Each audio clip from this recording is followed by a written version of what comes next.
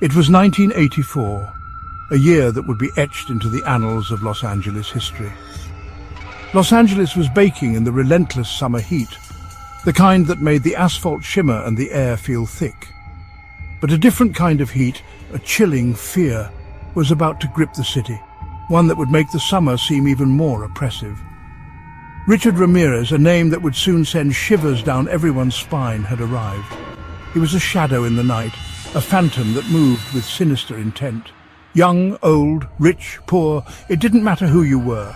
Ramirez's reign of terror was indiscriminate, striking fear into the hearts of all. If you crossed paths with Ramirez, you were in terrible danger. The city was on edge, every shadow a potential threat. A young lad, a granny, no one was safe from his malevolent gaze.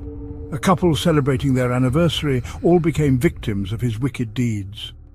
The randomness of his attacks made everyone a potential target. Every night, the number of dead went up, and with each passing day, the fear grew more palpable.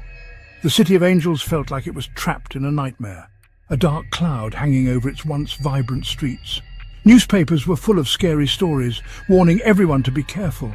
Headlines screamed of the latest atrocities, feeding the growing hysteria. The police worked day and night, desperate to catch this monster. Patrols increased, and the hunt for Ramirez became an all-consuming mission.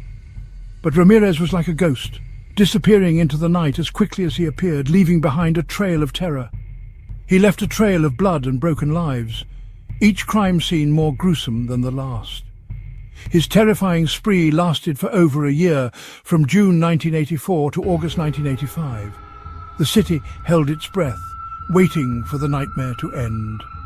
The Night Stalker, as the newspapers called him, had arrived, and his name would be forever etched in infamy.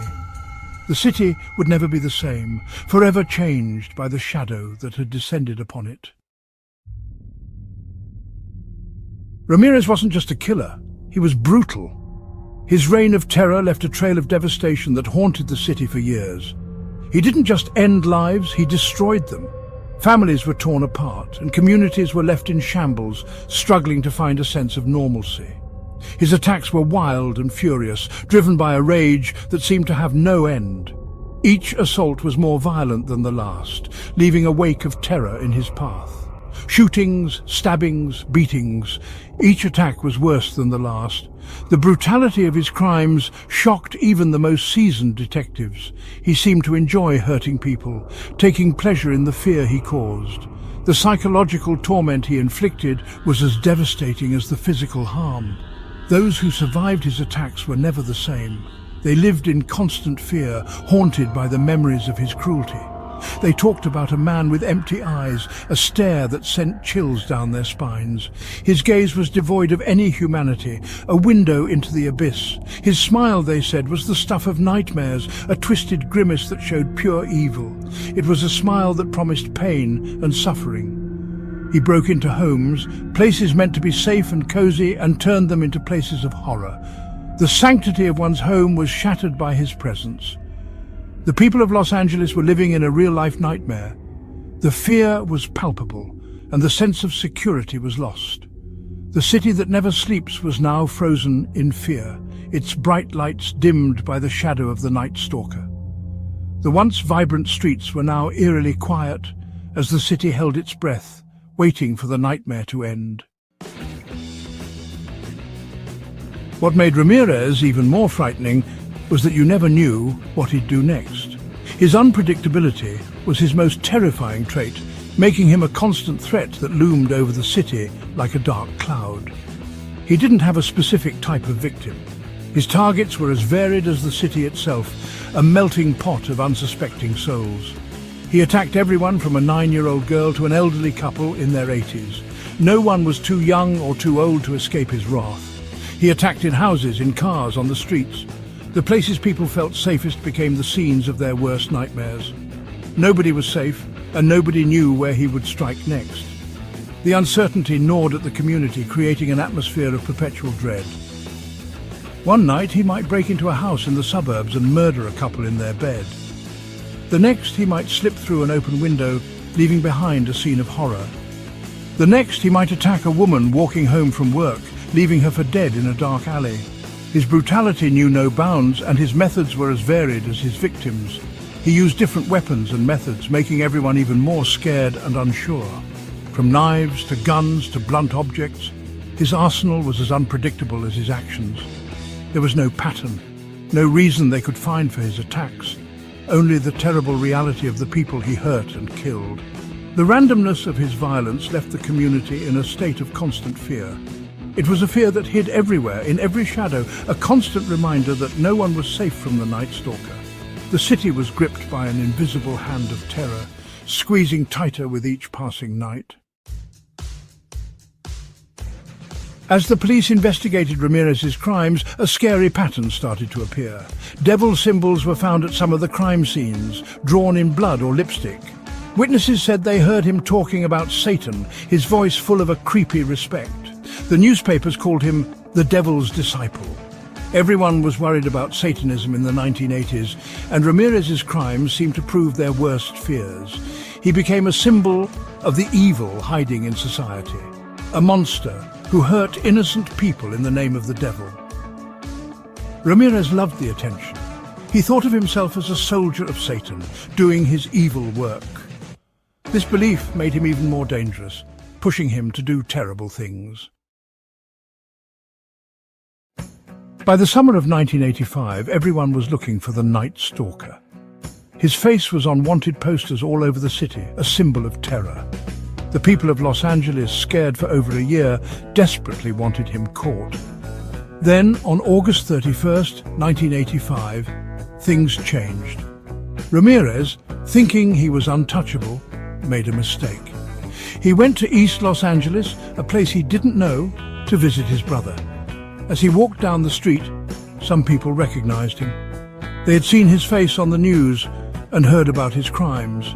They didn't run away, they fought back. The Night Stalker, once a ghost, was now a prisoner, his reign of terror finally over.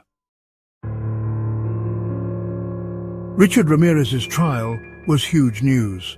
The world watched in horror as the details of his crimes were revealed.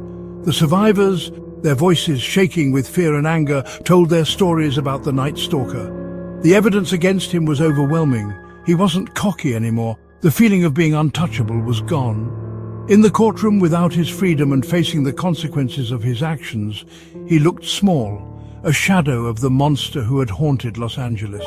But even though he was caught, Ramirez still believed in his dark ideas. He showed devil symbols to the cameras, his eyes full of defiance. On September 20th, 1989, Ramirez was found guilty of 13 murders, 5 attempted murders, 11 sexual assaults, and 14 burglaries.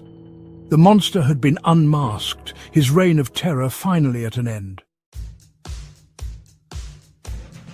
Throughout his trial, and even when he was sentenced to death, Ramirez stayed devoted to Satan. He said his loyalty to the devil would never break, showing how truly wicked he was. He didn't think his crimes were evil, he thought they were gifts to the devil he worshipped. Prison became his new stage. He loved the attention, giving interviews and writing letters to people who were drawn to his darkness.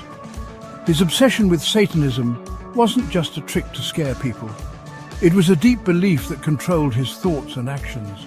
He believed Satan would give him power, keep him safe, and reward him after he died. Ramirez's devotion to Satanism showed the dark things that can hide inside people. Richard Ramirez died in prison in 2013. But the terror he caused, the scars he left on Los Angeles, remained long after he was gone. The memory of his crimes echoed through the years, a chilling reminder of the darkness that humans are capable of. His name became a symbol of evil, a monster parents whispered about to frighten their children. His crimes inspired books, films, and documentaries, each trying to understand the mind of a monster to find some explanation for his terrible actions. The families of his victims were left to rebuild their lives, forever changed by what he did. Even though he was dead, the fear he created, the feeling of being unsafe, stayed with the city.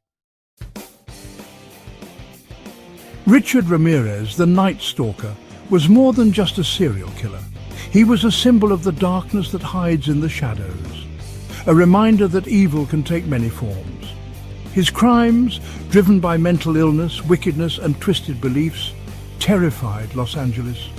He is remembered as a monster, a symbol of terror, but also as a strange cultural icon, his image and crimes constantly analysed and discussed.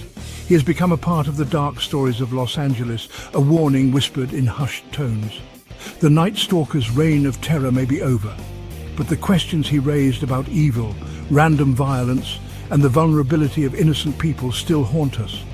He is a chilling reminder that the world isn't always safe, and sometimes the monsters are real.